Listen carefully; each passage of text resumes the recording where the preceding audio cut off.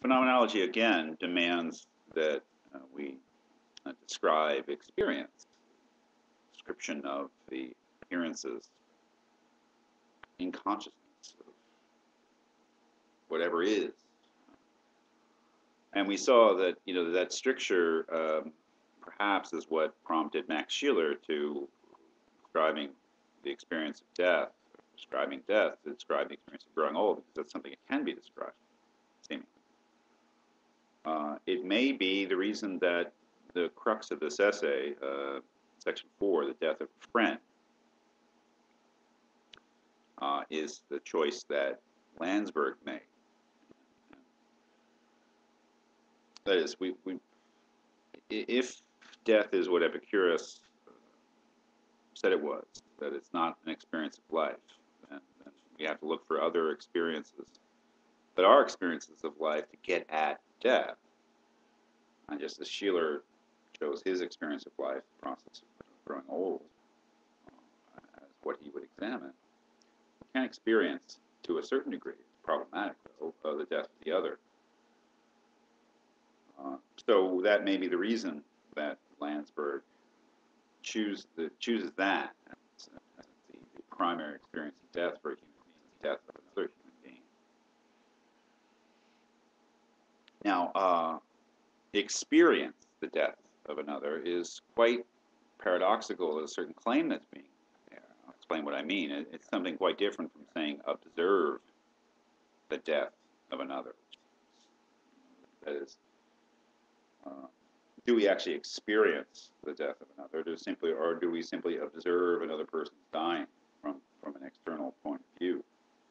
It seems to be built into the very notion of the experience of the death of another, that we somehow participate in the death in an internal way, that we are not simply outside observers watching the biological process of a human being dying, but that somehow we must be able to sympathetically or empathetically to either feel with or to experience with the dying person in the actual process of death. That seems to be key, that this is not simply external observation. So what is that experience like? What is the content of that experience?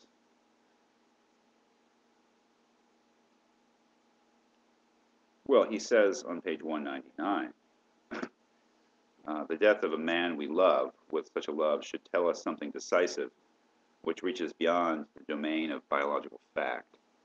The death of one's neighbor is infinitely more than just the death of another. That's quite important, isn't it? That is, that there has to be love. And perhaps none of what Landsberg really says in this essay makes any sense without love. And maybe it's a big gap here that he doesn't really explain what he means by love. I would imagine in other places in his philosophical writings, there's probably an account of that. It's kind of frustrating. Can't get. I think you need to learn languages to really get to the truth. Maybe that's something we should all do. Something I should do. But in any case, that seems to be the point of the distinction between the death of the other, just another human being, and the death of the neighbor, the friend, the one to whom we are attached, the loved one. How does the experience of being with such a person in their dying process unfold for Landsberg? Well, if we look at page 199, you start with the body, right? That is the body of the dying person. That seems to be the overwhelming reality of the process. He says, first of all, we perceive a process being completed in the organism of the other. Here he is presented to us as essentially a living body. The process of death is a physical process. It presents itself as a process that the organism is going through. And what is the, well, go on, he says, we know that the person who is distinct on a certain level from the body, we know that the person we love still exists as such, only he is hidden behind this process, though he may perhaps reappear at times, for instance, in a few last brief words. But the dominant fact is this, that a living body is suffering. Well, that seems to be a pretty honest account of what strikes one as the overwhelming reality, what he calls the dominant fact, that we have a human being who is experiencing physical suffering. The living body is suffering. The person, the expression of personality, what we really value in the other human being, is hidden. And then the person dies. He says, and then there comes a moment when all is calm, when all seems over, and the contorted features of the well-loved face relax. It is precisely at this moment, when the living being abandons us, that we shall experience the mysterious absence of the person as spirit. This is a very, very important moment, is it not? And this may be the most important moment in terms of revealing something to us about the reality of death. And it's a paradoxical moment. And maybe in one sense it's quite natural, in one sense it's paradoxical. I try to explain what I think I mean. That is, the person dies, the physical suffering is over, the organic dissolution of the body is completed. The agonies are over. So at the very moment when the living body expires, we also experience what he calls the mysterious absence of the person as spirit. That is, we realize at that moment that two things perhaps have really happened. The body has died and the person has disappeared mysteriously. That is, the experience reveals that there are two levels. For a moment we have a feeling of relief. The suffering of our bodily sympathy is over, but immediately we are carried away into the strange, cold world of death fulfilled. And here it seems to be that Landsberg is paying off on the title. We seem to experience death. The vital pity we felt is thus suspended in a void. The vital pity, the pity for the suffering of the body is now suspended and suddenly gives way to the profound awareness that this being and all the uniqueness of his person is no longer there and can no more return into this body. And so the overwhelming sort of experience, the dominant part of the experience now becomes not the physical suffering, the bodily presence, the bodily reality of the dying person, but upon death, the overwhelming essential part of the experience becomes the experience of absence of the person. As we are aware that the person has seemingly disappeared, or has disappeared, has vanished. Now, the whole question of whether the person has simply disappeared to us or has been annihilated is the very thing that we find that Landsberg is interested in. But the overwhelming absence of the person. He will never speak to us again. He will never live again in community with us as he used to do. Never again.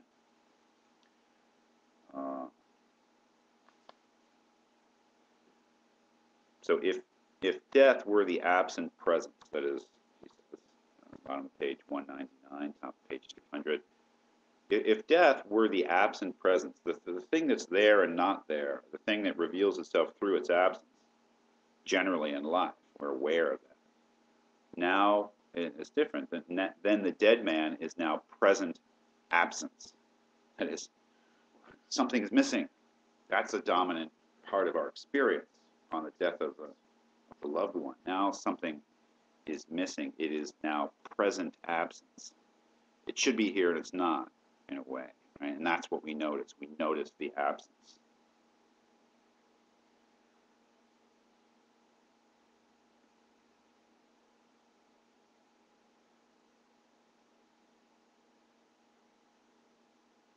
So this, I think, then is a turning point in the exposition.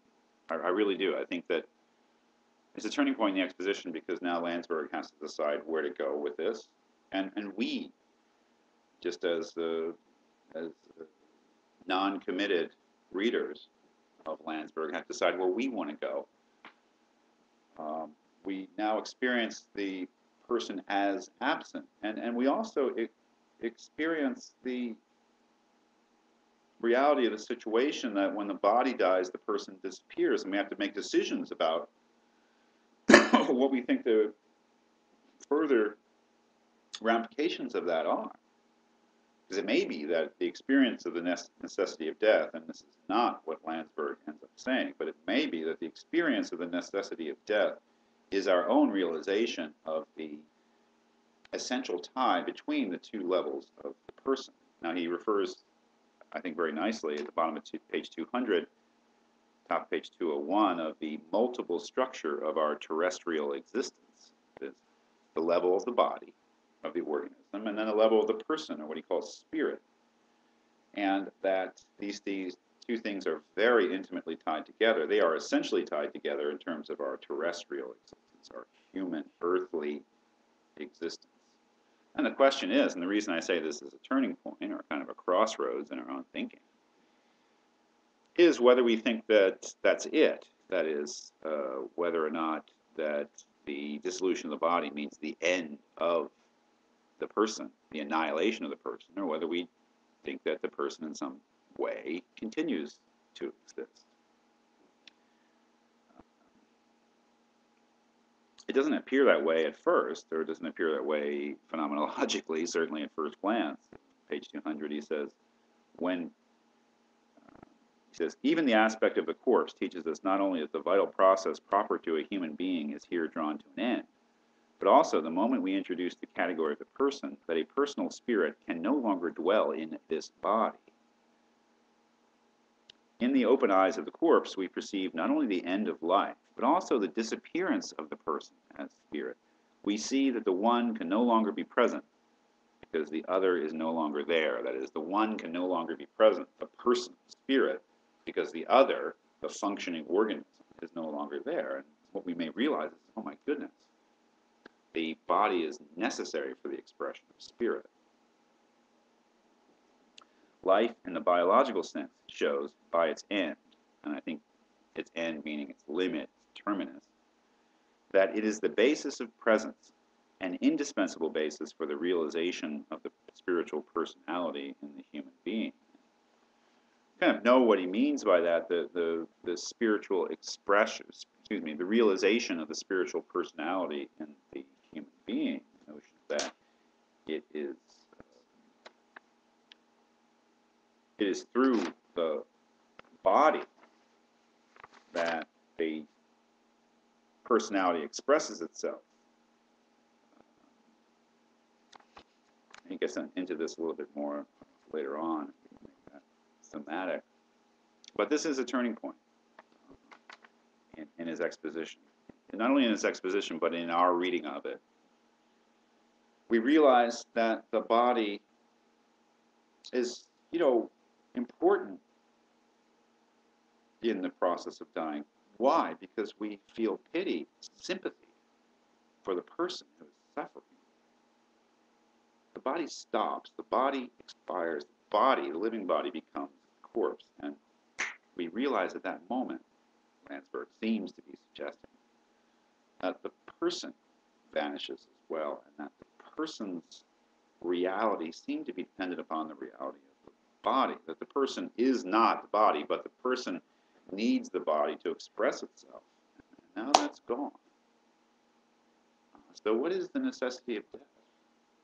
Is the necessity of death the necessity of a proper functioning body for the expression of personality? That's not what Landsberg is getting at, I'm convinced. But it's definitely an option and for us, for anyone. And then the question becomes whether we want to go along with the rest of Landsberg's exposition.